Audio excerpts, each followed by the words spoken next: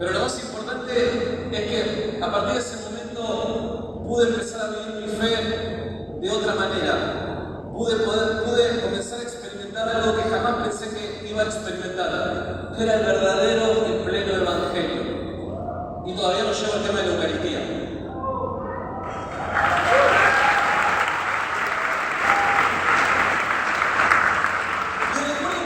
Santiago Laracón se convierte. Fue todo muy espontáneo. Yo ya venía durante un año procesando, porque uno no cambia de la noche para la mañana, no somos robots orgánicos que le cambiamos el chip y automáticamente actúa de otra manera, no. Los seres humanos somos mucho más complejos, entonces muchas veces, porque somos tercos, cabeza dura y un montón de otras cosas, nos cuesta mucho tiempo asimilar ideas, asimilar la verdad y corresponder con ella.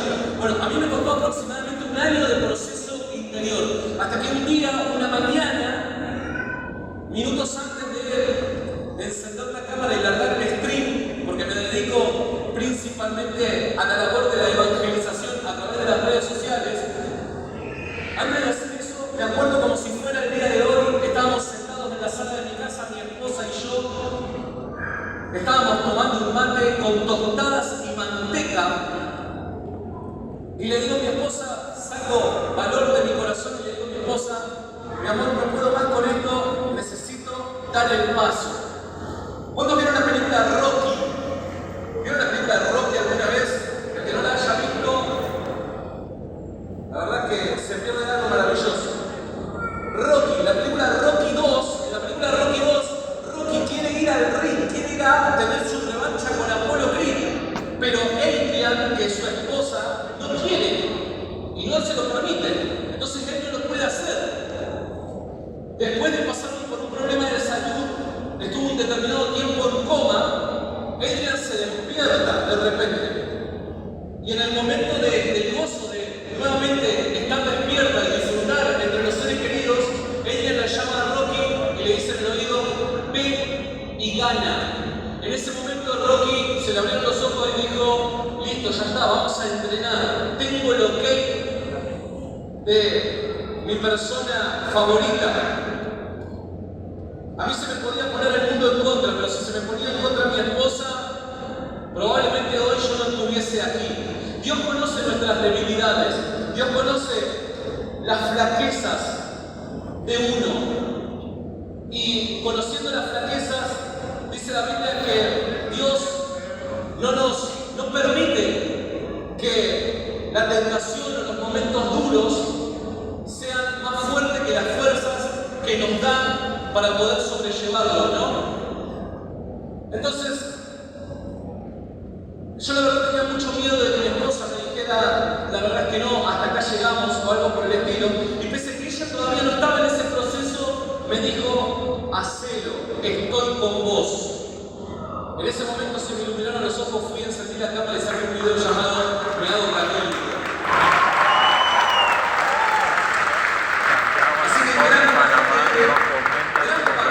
Al catolicismo. Reitero, es como este evento. Muchas veces uno se queda simplemente con la persona que está delante, pero nosotros hemos sido los que menos hemos laburado. Los que se deben llevar el crédito son los que están detrás de escena, que hace meses que vienen trabajando. Lo mismo pasa con mi esposa. Muchas veces soy yo el conocido, pero gracias a ella yo soy el que soy. Gracias a mi esposa.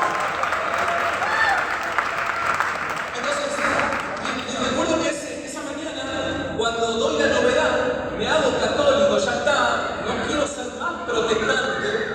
Recuerdo que dije algo que hasta el día de hoy hermanos evangélicos me sacan en cara. Ese día yo dije, no voy a hacer contenido contra los protestantes. A las 48 horas estaba comenzando una maratón de contenido para demostrar que el protestantismo era falso. Y eso, obviamente, repercutió en críticas hacia mi persona. ¿Pero por qué lo hice? Número uno, seguramente fue un error haber dicho eso en lo caliente del momento, sin haberlo meditado y cosas por el estilo.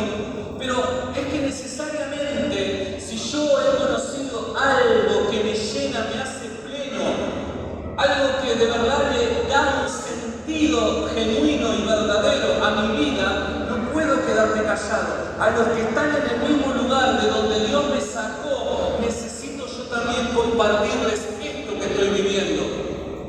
Entonces hay veces de que hermanos evangélicos malinterpretan mis intenciones a la hora de hablar de la Iglesia Católica, pero es porque aquello que me hizo bien necesito comunicarlo. Y es así como comenzamos un trabajo en mi canal llamado Rincón Apologético. Este espacio pretende de una manera un poco fuera de lo común compartir la fe que el católico profesa.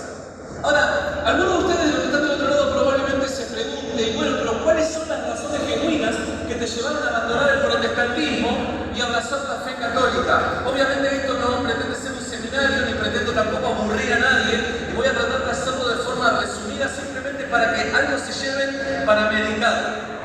Número 1, la famosa doctrina de la sola escritura. ¿Cuántos escucharon alguna vez hablar de la sola escritura?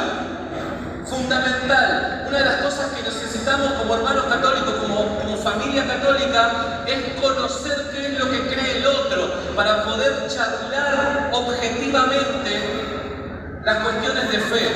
Yo soy muy ecuménico. Me encanta practicar el ecumenismo. Pero el verdadero ecumenismo es aquel diálogo que pretende, por medio de la conversación, unir al cristianismo. ¿Y dónde puede ser unido el cristianismo si no es en la verdad de la Iglesia Católica? Entonces, cuando olvidamos el objetivo de compartir con nuestros hermanos evangélicos la verdad de la fe predicada por Cristo, podemos llegar a estar cayendo en un error. Entonces, yo soy muy ecuménico y es por eso que pretendo dialogar con mis hermanos evangélicos cuestiones de fe para mostrarles que hay cosas que necesitan ser ajustadas en sus creencias, como pasó conmigo.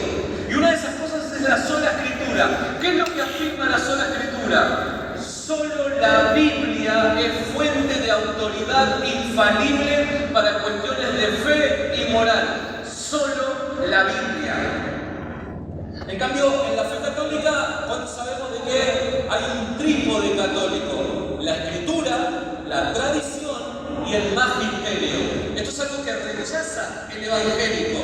Bueno, Santiago, ¿cómo te diste cuenta que esta idea de sola escritura, que es el pilar, la base de todo lo que cree el evangélico, cómo te diste cuenta que eso es falso? Porque la Biblia no lo enseña. No solamente la Biblia no lo enseña, sino que además la Biblia enseña algo radicalmente opuesto. Punto. Si la sola escritura es verdad y la única fuente infalible de fe es la escritura debería enseñar sola escritura. Pero el problema es que la escritura no enseña sola escritura. No solamente no enseña sola escritura, sino que enseña también la autoridad de la tradición y del magisterio. Punto final. No solamente esto, el canon de las escrituras. ¿Quién a mí me dice qué libros deben formar parte de la Biblia? Yo amaba la Biblia, el evangélico ama la Biblia, ama las escrituras. Pero ¿quién le dice qué libros deben formar parte de la Biblia? La Biblia en sí misma no te lo dice. Vos cuando lees las páginas del Antiguo y Nuevo Testamento no hay un listado de libros que dice estos deben ser los libros que deben formar parte de la Escritura. No lo dice. ¿Quién te dice cuáles son esos libros? La Iglesia Católica. Ahora, si la Iglesia Católica puede equivocarse, ¿cómo yo sé que no se equivocó respecto a los libros que pusieron en la Biblia? Necesariamente quien a mí me dice cuáles son los libros que deben formar parte de la Biblia debe ser infalible para yo confiar en que no se ha equivocado en esto que es vital para mi fe. ¿Se está entendiendo? Avanzo al siguiente. Punto número 3. Los legítimos ministros de Cristo. Pues llegó un momento en donde yo, siendo mano derecha de mi pastor, yo era la mano derecha, no era una ovejita más, era la mano derecha en la comunidad en la que estaba. Una vez me pregunté y dije, ¿cómo yo sé de que mi pastor es legítimo pastor y ministro de Jesucristo? ¿Cómo lo sé? Tiene que haber una razón. No es simplemente creer o reventar. Tiene que haber una validación legítima y vinculante que, independientemente de nuestra nuestras creencias personales u opiniones, Él es un legítimo ministro de Cristo. Y ahí fue donde conocí lo que los cristianos desde el siglo I han profesado, la sucesión apostólica. La sucesión apostólica es lo que marca o manifiesta de manera ininterrumpida que hay una legítima institución establecida por Jesucristo, primeramente en los apóstoles y luego en su cadena de sucesores, que nos permite a nosotros responder la pregunta: ¿cuál es la verdadera iglesia? ¿Cuál es la verdadera iglesia? Aquella que tiene una continuidad histórica del siglo XXI hacia atrás hasta el siglo I, en Jesús y los apóstoles. ¿Cómo yo identifico esa continuidad histórica? Por medio de esta cadena de sucesión de ministros legítimamente ordenados, que son nuestros obispos. Gloria a Dios por nuestros obispos. Ya estoy terminando. 5 minutos. Punto número 4. Y por último, los milagros eucarísticos. Intelectualmente durante mucho tiempo yo venía procesando el caso de la fe católica.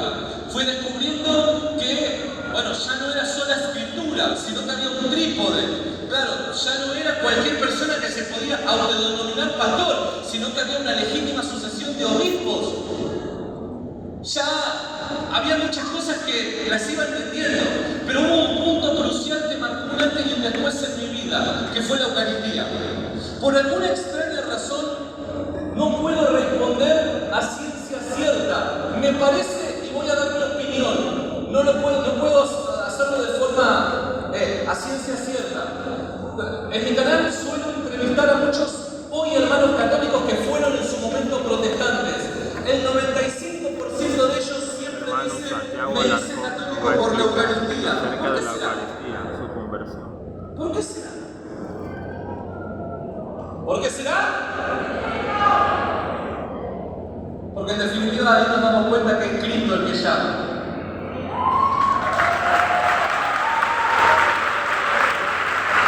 Durante muchos años había una pregunta dando vuelta en mi corazón que yo no sabía, ni siquiera me planteaba el caso del catolicismo. ¿Qué significa pan y vino? Desde el mundo evangélico yo no podía responder esa pregunta. ¿Por qué pan y vino? ¿Por qué pan y vino? ¿Por qué pan y vino? ¿Por qué? No lo entiendo. ¿Por qué? Y durante muchos años Dios es testigo que me hice esa pregunta y no encontraba una respuesta. Hasta que en la pandemia comprendí una cosa. En la pandemia lamentablemente se cerraron muchos lugares, nos prohibieron a nosotros en Argentina, tuvimos la cuarentena más larga del mundo, a nosotros nos prohibieron reunirnos. Y nació una pregunta: ¿cuál es la razón por la que hay que congregarnos? ¿Cuál es la razón por la que hay que congregarnos? No la podía responder como evangélico, porque si alguien decía para cantar alabanza al Señor, podemos evitar ir a la iglesia, nos juntamos en casa, comemos unas pizzas, alguien te trae una guitarra y le cantamos alabanza al Señor. Listo, ya está, no es necesario el domingo de la iglesia. Para escudriñar las escrituras, nos juntamos un día en casa, nos acomodamos, traemos una picadita, el argentino le come mucho, y escudriñamos las escrituras. Es reemplazable. Entonces cualquier respuesta que como evangélico daba podía llegar a ser reemplazable y por ende motivo para no ir a la iglesia un domingo, hasta que conocí lo que era la Eucaristía.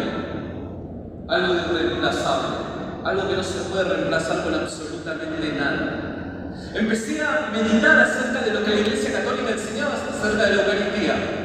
Y intelectualmente medio como que estaba empezando a cerrarme, hasta que descubrí algo que yo no conocía: los milagros eucarísticos.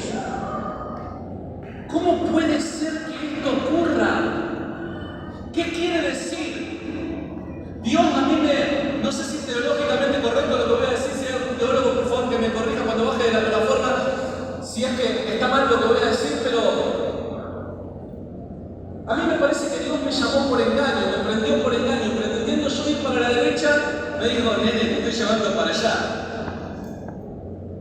¿Por qué? Porque había yo en mi afán de querer defender la fe cristiana como tal ante los ataques del ateísmo, agnosticismo, escepticismo, había desarrollado una serie de argumentos a favor de Cristo, la resurrección de Jesús y la legitimidad del cristianismo como religión. Ahí voy, yo termino.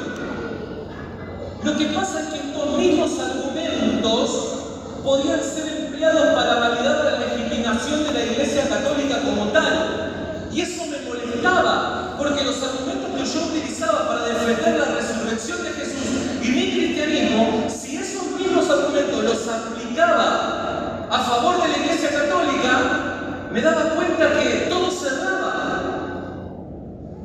El caso de los milagros eucarísticos es clave. ¿Por qué? Porque si realmente los milagros eucarísticos ocurren tal y como en la Iglesia Católica se ha visto, eso tiene una sola explicación, y es que es Dios mostrándole a nosotros, incrédulos muchas veces, que lo que enseña la Iglesia Católica acerca de la Eucaristía es verdad. Hay veces que somos tan duros de cerviz que necesitamos que Dios nos diga: mirá, te lo tengo que hacer evidente, este soy yo. Cuando conocí lo que era el milagro eucarístico, me di cuenta que era Dios diciéndome: nene, abrí los ojos, soy yo. Y a partir de ese momento ya no había más vuelta que darle. Sentía que me había rodeado la manzana. Dios me había rodeado, yo no tenía para dónde escapar. No me quedaba otra más que aceptar que la Iglesia Católica es verdadera iglesia fundada por nuestro Señor Jesucristo.